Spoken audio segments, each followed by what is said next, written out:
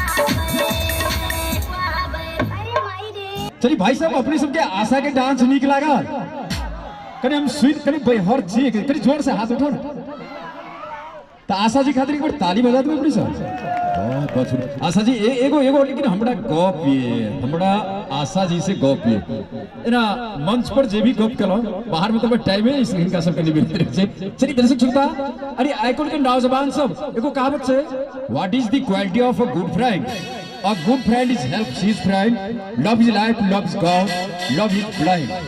चलिए दर्शक श्रोता तू चल जाइबू तो हम जियब कैसे, तू आशा जी तू चल जाइबू तो हम जियब कैसे, फाटल करेज के सियब कैसे, फाटल करेज के सियब कैसे, मनड़ी की तू प्रेम के गगरी हुआ लेकिन धड़कू ना तो हम रस पिया कैसे। दर्शक श्रोता, चलिए भाई साहब एगो और कहावत है, एगो और कहावत है, ये हम ना जननी की तो ऐसन श्रृंगार करब। दर्शक श्रोता, हटत नहीं के नजर हटोलों से गेट पर, मारुति छोड़ चर आवतिया फिएट पर। अरे ऐसन जवानी देख ईमान के कर न बदल जाई, जवानी बुझा तक कपड़ा फाड़ के निकल। एक बार और आशा जी खातिर ताली बजा सब। ओके, मेरे बैल परफॉर्मेंस कांग्रेचुलेशन।